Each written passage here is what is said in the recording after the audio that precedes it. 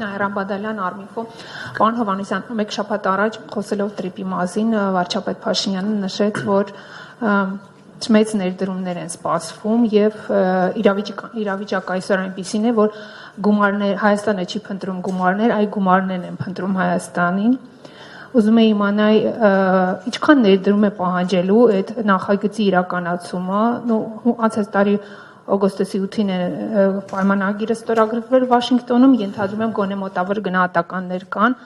այդ ովքեր են, որ Հայաստանի փնտրում են, որպեսզի ներդրում անեն, ասեք, մենք էլ գուցե ուրախանանք։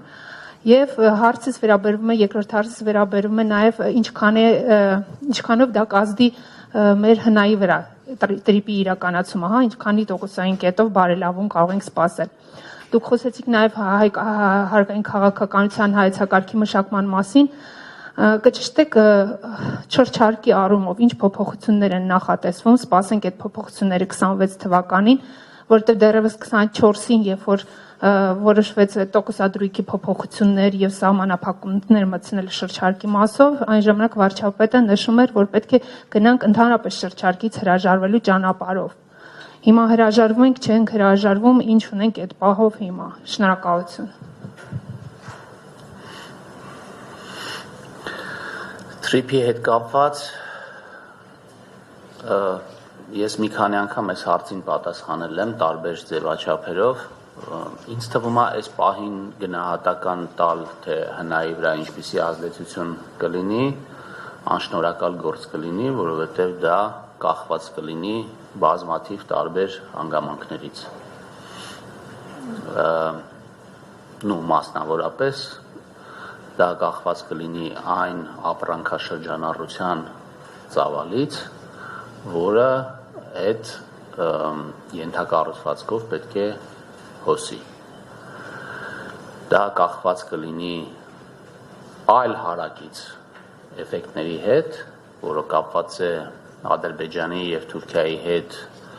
սահմանի բացման և առևտրի հետ կապված ազդեցությունների հետ։ Մենք արդեն ունենք իրողություններ, որոնք մենք չէինք պլանավորում և չէինք կանխատեսում ֆինանսների նախարարությունում և չէինք հաշվարկում, բայց այդ իրողությունները իրենք արդեն դրական ազդեցություն ունեն Հայաստանի տնտեսական միջավայրի վրա, նույնիսկ հնայի վրա որոշակի ազդեցություններ կունենան։ Խոսքը գնում է օրինակ դիզելային վառելիքի կամ ընդհանրապես վառելիքի ներմուծումից Ադրբեջանից և բնականաբար տարանցիկ որոշակի երևույթներից ես երեք օրինակ կարդում էի այն մասին, որ հեղուկ գազի հետ կապված մատակարարման որոշակի պրոբլեմների պատճառով գները թանկացել են և որոշում է կայացվել, հնարավորություն է ստեղծվել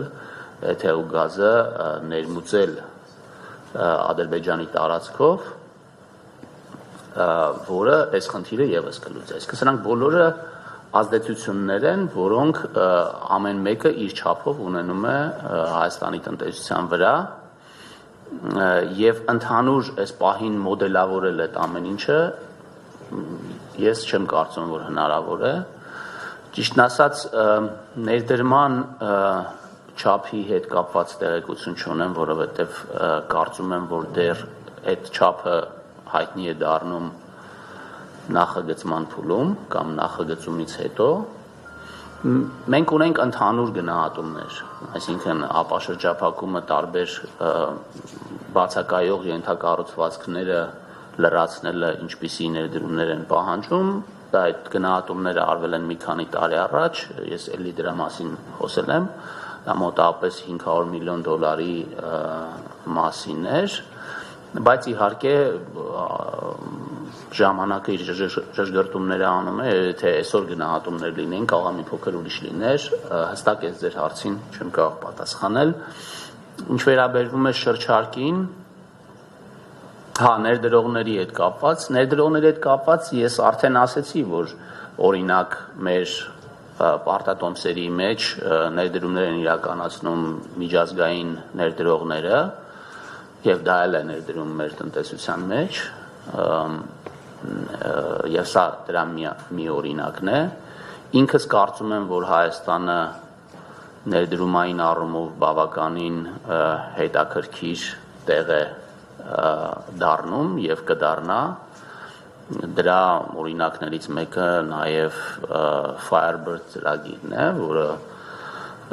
որը իրականացվում է Հայաստանում, տարածաշրջանում նման բան չկա, սա շատ խոշոր ներդրումային ծրագիր է։ Իհարկե Հայաստանը, երբ որ բացվում է աշխարհի առաջ եւ դառնում է հետաքրքիր, այդ ներդրումները կարող է անմիջապես հաջորդ օրը չեն հոսում, բայց կա որոշակի հետաքրքրություն, այսինքն այցելություններ, հետաքրքրություններ եւ մենք պետք է եւ հարկային քաղաքականության հայեցակարգը այս առումով էլ է կարեւոր, որովհետեւ մենք պետք է մեր հարկային քաղաքականությամբ ստեղծենք այնպիսի միջավայր, որպեսզի կարողանանք այս հետաքրքրությունը ճիշտ սպասարկենք, ճիշտ միջավայր ստեղծենք, որ այն մարդիկ, ովքեր գալու են եւ հետաքրքրություն են ունենալու Հայաստանում տնտեսական գործունեություն իրականացնելու համար, իրենք հանկարծ հետ չկանգնեն, որովհետեւ մենք չունենք լավ հարկային միջավայր։ Ինչ վերաբերում է շրջարկին, մենք շրջարկի վերացման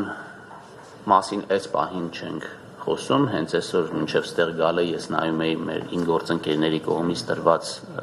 պրեզենտացիան, որը մենք պատրաստում ենք քննարկել կառավարությունում շրջարկի ապագայի հետ կապված։ Հիմա չեմ կարող ես դրա մասին հայտարարություն անել, որտեղ մենք որոշում չունենք, բայց առնվազն կարելի է, ես խոսեցի դրա մասին, որ մենք կարծում ենք, որ այստեղ բարձեցնելու եւ հստակեցնելու բաներ կան, առնվազն այն ուղղությամբ, որ մեր փոքր եւ միջին ձեռնարկությունները մեր համար այդ հարկային վարչահարության բեռը նվազեցնենք եւ ունենք նաեւ գաղափարներ, թե ինչպես դա կարելի է անել, հիմնականում դա տեղի ունենում թվայնացման գործիքների միջոցով, որպեսզի մարդիկ, ովքեր չգիտեն հաշվապահություն վարել, ստիպված չլինեն մեծ գումարներ ծախսել հաշվապահարցելու եւ այս հետո պեկի հետ խնդիրներ լուծելու եւ այլնի հետ կապված պետք է այս մեխանիզմները ներդնենք, մենք ունենք որոշ գաղափարներ եւ բայց կարող եմ ասել, որ ամենայն հավանականությամբ դրանք տեղի չեն ունենա 2026 թվականին, եթե որովհետև նաև մեկ պատճառ էստեղ կա, մենք հիմա ներդնում ենք մի հատ համակարգ, որը ենթադրում է, որ Հայաստանի Հանրապետությունում հարկային քաղաքականության փոփոխությունները տեղի ունենալու տարին մեկ անգամ։ Եվ հիմա Արժույթի միջազգային հիմնադրամի գործընկերների հետ այս համակարգն ենք կառուցում, փորձելու ենք սինխրոնիզացնել հարկային քաղաքականության կամ եկամուտների պլանավորման գործընթացը բյուջեի պլանավորման հետ կամ ծախսային գործընթացի հետ, որպեսզի մեր հանրության համար էլ պարզ լինի, թե ինչի համար ինչ ենք անում։ Ես խոսեցի դեֆիցիտի եւ ծախսերի մասին, այսինքն երբ որ մենք խոսում ենք, թե որտեղ ինչ ծախս է պետք է ավելացնել, այդ ծախսերը ունեն երկու աղբյուր, կամ պարտք, կամ havel հարկ։ Եվ մենք բոլորս իրար հետ պետք է որոշենք ամեն տարի մի կետում, եթե մենք ուզում ենք միտեղ ծախս ավելացնենք, որտեղ պետք է ավելացում տեղի ունենա, կամ պարտքի, կամ հարկերի մեջ։ Կամ եթե ուզում ենք ծախսերը կրճատենք,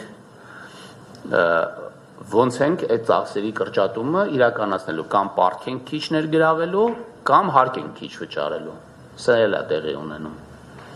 Ընդ որում Հայաստանում ձեզ ուզում եմ հիշեցնել, որ 2018 թվականից հետո հիմնականում այդ պարտքային ծախսը եկամուտների քաղաքականության փոփոխության հետևանքով հարկերը նվազել են, ոչ թե ավելացել են, որովհետև եկամտահարկն է նվազել, պրոգրեսիվից դարձել է համահարթ, համահարթից հետո էլ ամեն տարի 1%-ային կետով մարդիկ ավելի քիչ եկամտահարկ են վճարել, որտեղ 23% էր, հետո 22% էր, հետո 21% էր, հիմա 20%-ը։ Մենք նվազեցրել ենք, կներեք, նաև շահութահարկը, որը նախկինում 20% էր, հիմա 18% է, հետևաբար խոսել Այսինքն մենք սովորաբար սիրում ենք խոսել հարկերի բարձրացումից, իրականում հարկերի բարձրացում տեղի չի ունեցել։ Եթե ասում ենք շրջանառության հարկի